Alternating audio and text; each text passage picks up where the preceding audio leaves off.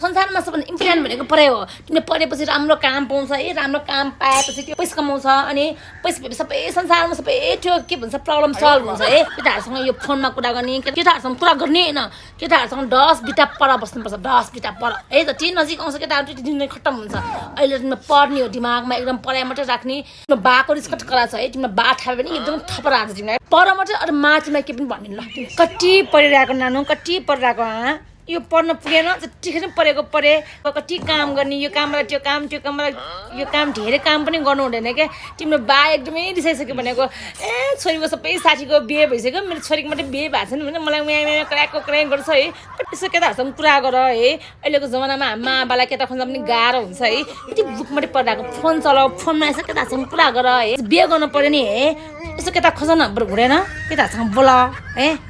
बोला न प्लिज के नानु मेरो लागि माको लागि बोल्यो ए हुन बोलेर हेर न प्लिज चाक देखाउनु आउँछ यहाँ फेरि है प्लिज